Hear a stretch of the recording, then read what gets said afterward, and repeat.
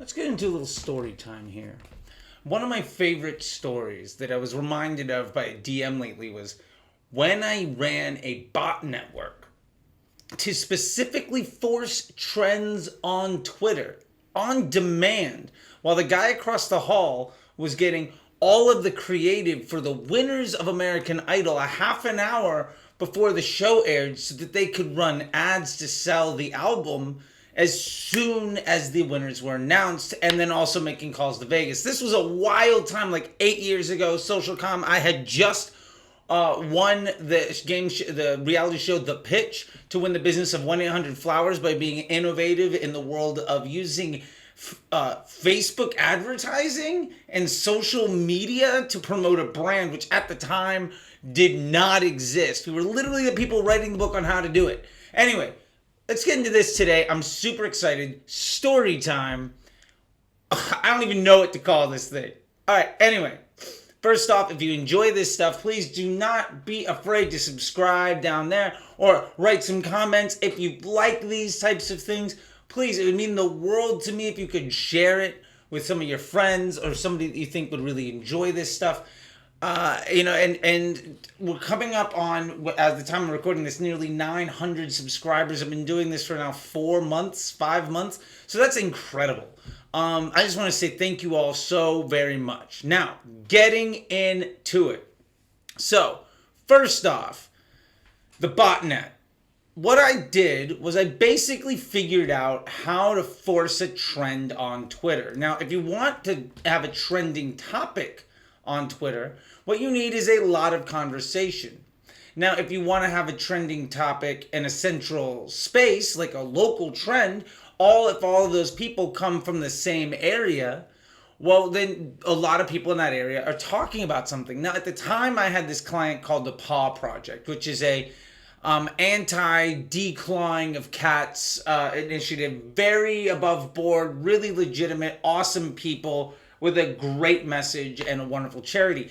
And they had a movie coming out. And what we were trying to do is make their movie trend on Twitter during the premiere. Now, mind you, this is before things dropped on Netflix and,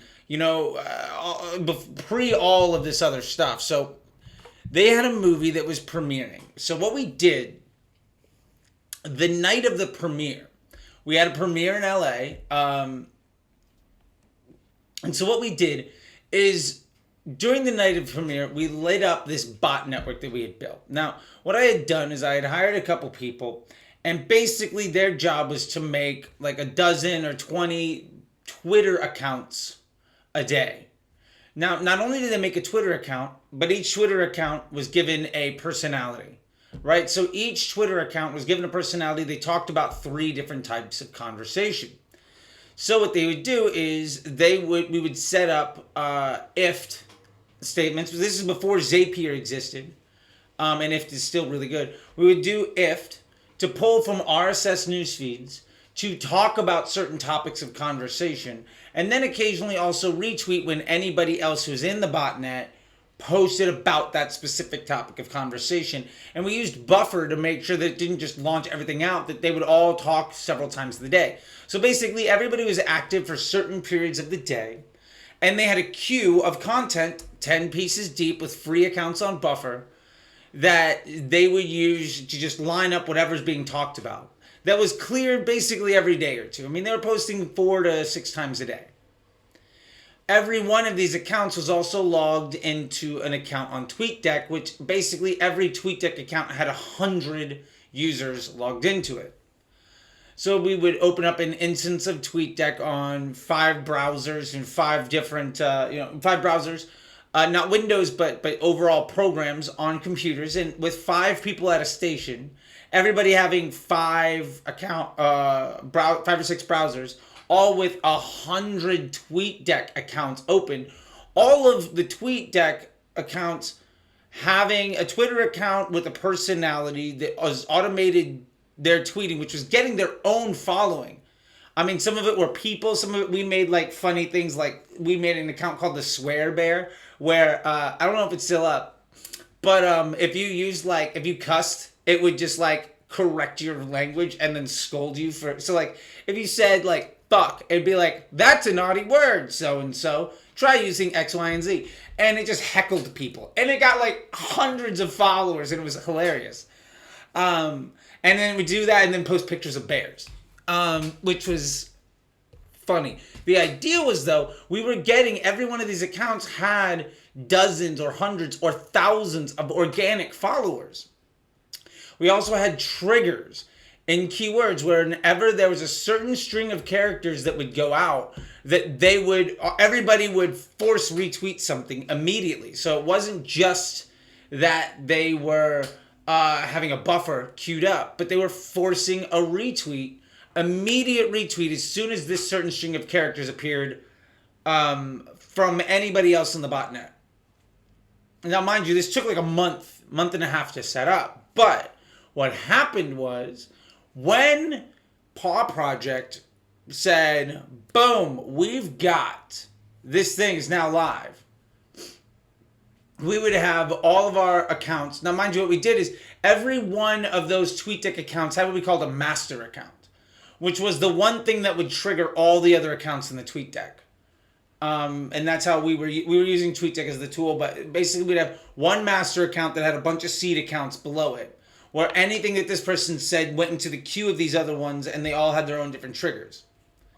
And mind you, this is fun, but this is how we were hacking the internet to force trends on Twitter. And what we would do is we would place all of those accounts in a centralized place. So what we did was we made them all in New York and LA.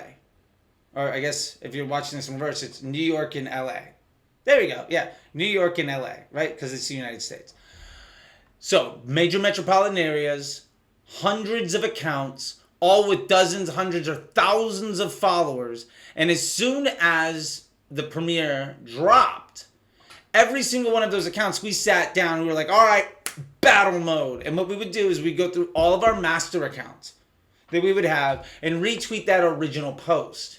Then all of our other accounts would eventually, we would retweet that post with the trigger word for each one of the seed accounts that would come underneath it. So one tweet comes out, then every single person's got 5 or 6 botnets of like 100 accounts, all with one master account.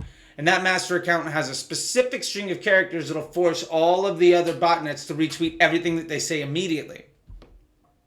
So they would retweet that original post and quote tweet it, I guess, with a certain string of characters, and that would force all the other ones to repost that thing. Now what that did is, as soon as that happened, you had thousands of accounts within minutes, all posting, within like 30 seconds, a minute, all posting the exact same thing in major metropolitan areas. All of those accounts were also interconnected, because they were also talking, they were retweeting other things that other people said. So some people were into cars, food, and fashion. Other people were into football, whatever. But they all had personalities. So then all of their followers that were maybe following a couple of these bots were all seeing the same thing from a whole bunch of places. So they would talk about it. And what would happen is, within 5 minutes of the thing premiering, we were trending locally in New York and locally in LA, and forced a trending topic on Twitter because of all of the accounts that came out of it. We were literally able to drive 10,000 mentions of this particular keyword for the movie in 5 minutes. Then we would go back to the seed accounts and start retweeting the other master account stuff. So then when we would start retweeting the other master account stuff and we would say something positive, then those master accounts would then retweet whatever those people would have to say. And then boom, we hit it again and hit it again and hit it again. Basically, we got hundreds of thousands of mentions of this specific keyword on Twitter in a space of like 20 minutes. And we would force the thing to literally trend on Twitter out of just 5 assholes at their laptops in a room in Culver City. And it was amazing. And I think the funniest part about this was, it was the same night as the American Idol finale, right? So as we're doing this, the guy that worked across the hall was like, "Oh man, we're American Idol's going live in like an hour and a half or whatever. They're gonna send us the ads so that we can make sure that everything's approved and up. So the moment they announce the winner, we're live with ads to promote the winner of American Idol." Which meant that as soon as we were done forcing this trend on Twitter, which is a wild like 30, 45 minutes, and then it lasted for a while, right? We got all the winners for American Idol like half an hour ahead of time. And I 100% promise we did not call Vegas and make bets on who was going to win.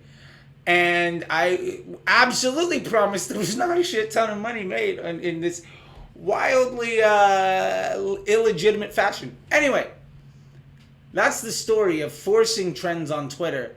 And I love it. It made me so happy to do this. And it's something that can still work. If somebody wants to make this happen, it 100% can still occur. And look, it took a dedicated effort for like a month to make it happen. But if you want to buy a trend on Twitter, it's going to cost you at least $100,000. And I've done that too, promoted trends. And well, anyway, we hacked the internet and we won. And it was amazing. Anyway, with that, my name is Charlie. I hope you like this stuff. YouTube says you might like these things right here. And if you really enjoy what I had to say, go ahead and subscribe. And I'll see you on the internet some other time. Once again, hey, I'm Charlie. Best of luck to you. See you out there.